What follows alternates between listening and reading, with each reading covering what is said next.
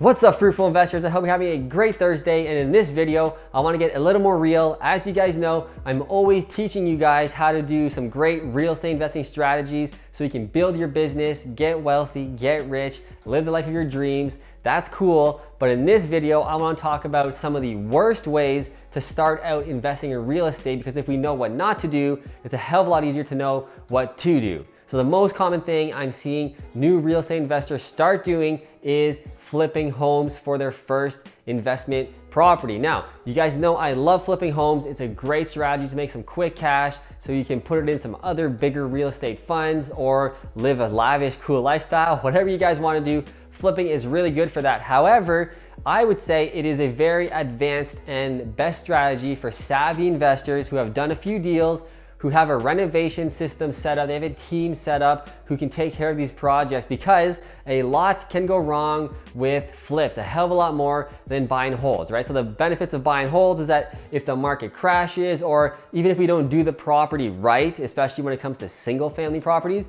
we can generally just wait like a year, 2 years, 3 years in some of the worst cases, let that property ride, let it rent it out, and you can kind of catch up to the market value, or whatever goes wrong, time will save your ass with long-term buy and hold real estate. With flips, you only have about 30, 60, 90 days to flip this property, and the market can definitely change in that time period. It's happened to me. We never lost any money, but I didn't make as much as I should have because the market took a turn. That's normal for a savvy investor like myself. I have that kind of built into my system, built into my accountabilities with the funds and how much profit we're gonna make. We were still able to make a great profit, but if you don't know what you're doing and you're taking like 6 months, 7 months, 8 months flipping a home, like the market can totally change in that time frame. And also, you really need to know what you're doing. As I said, I can't stress it enough. You really got to know your renovation system, have all the colors picked out. You have to know what countertops you're using, what backsplash you're using, what color flooring you're using before you even start to flip, so you can really pump these out in 30 to 60 days like we're doing with my partners. That's really how you want to do flipping. And I feel like a lot of new investors are watching HGTV. You know, they're thinking, hey, I want to invest in real estate. I have a home, they're renovating a home. I have a backsplash, they have a backsplash. I can just change it out and get some top market value.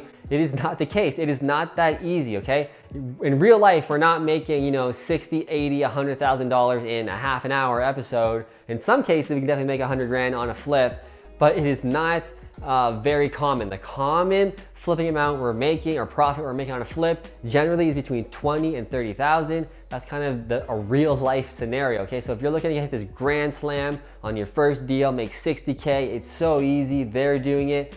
I'm gonna flip on my first real estate investing deal, okay? I would really urge you to think long-term, take your time, slow down, and invest in long-term real estate first.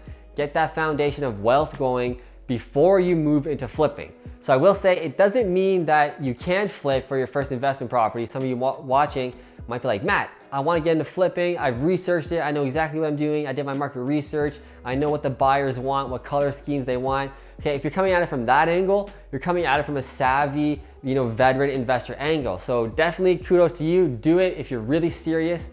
But again, I would really urge first-time investors, don't go into flipping for your first deal. Do a couple other buy and holds, get your team built, get your feet wet into real estate investing, making money in real estate, etc. And maybe then you'll be ready to take on flips. The second thing I see is real estate investors trying to find their own deals. Now, I'll even see veteran investors doing this, but especially first-time investors, like 80%, 90% of first-time investors think they have to find deals on their own. And let me tell you something, you guys aren't experts in finding deals. You haven't even bought 1, 2, 3, or 4 real estate deals yet. You really have no idea what you're doing when it comes to finding deals at this point. What you want to do is build your team out, build your team of expert real estate agents in your local area or in the area that you're investing. These are the people who have their feet on the ground, they know what they're doing, they do real estate 24/7, get them to find you deals, okay? So have it kind of like an automated system. They're the ones sending you deals that fit your criteria. Your job, your main focus is to be a marketing genius which I teach you a lot about how to attract JV money. You get my course right below in the description. Your job as a real estate investor is to grow your business, okay? Be the CEO of your business. Attract money, get JV partners so you can get the money together so you can go to Mr. or Mrs. Realtor and then buy the properties they're sending you. That's your job. Don't be spending all your time looking for deals, being the property manager, doing the renovations. Like you guys gotta be kidding me. You wanna grow this and be a sophisticated investor. Your job is to get money to grow your business. Let other people help you. Stop trying to do everything your own. This is something I was guilty of as well. That's why I'm saying it. I did this when I first started out investing in real estate. I thought I didn't need JV partners. I don't want to split 50% of the profits. That's bullshit. I'm gonna do it all on my own. I don't need realtors. I know what I'm doing, right? That slowed me down so much. Now I became a realtor specializing with investors. So yes, I still find my own deals. However, I am a realtor. I am the expert in my local area. A little different, but when it comes to doing the renovations, I stopped doing that a long time ago. When it comes to managing my properties, I pass all those off to property manager, bookkeepers. I don't bookkeep nothing. They're doing all my taxes. What else?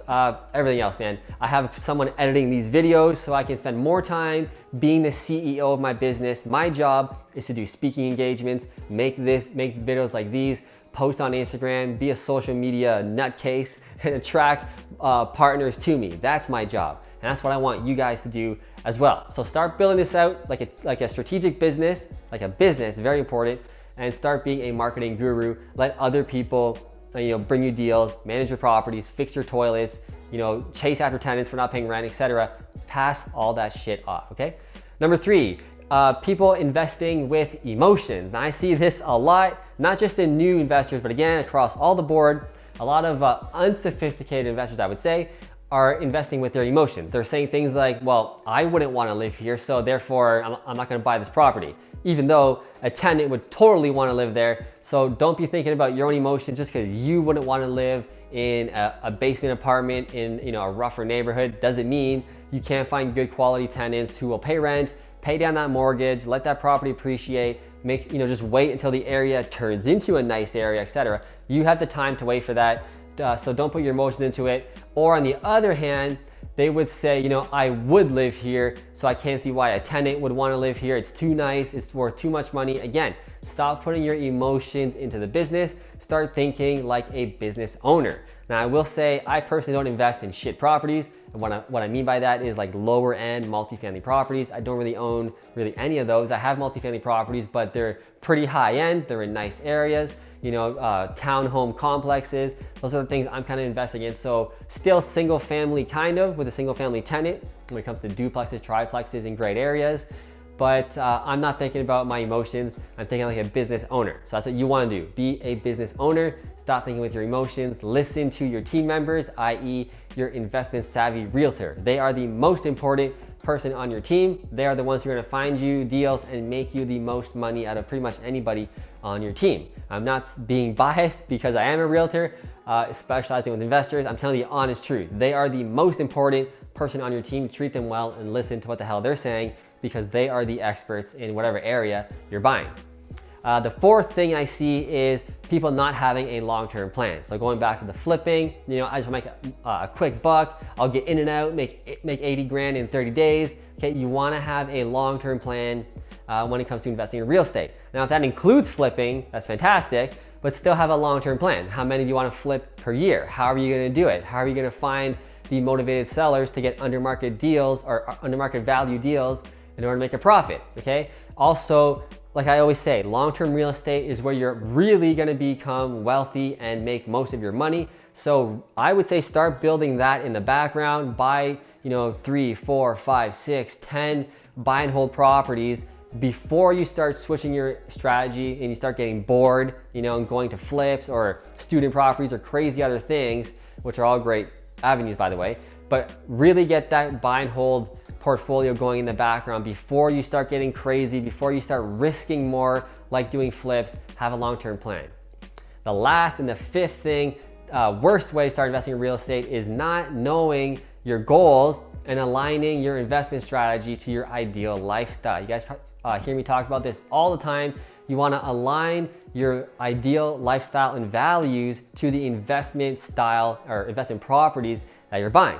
For example, as you guys know, my ideal goal is to relax on the beach, travel the world, live in Costa Rica, live somewhere cool. I don't want stress in my life. That is why I personally mostly specialize in single family properties. Why? They're easy, they're boring, they attract high quality tenants, they always pay rent on time, they're never busting up walls or breaking doors and shit.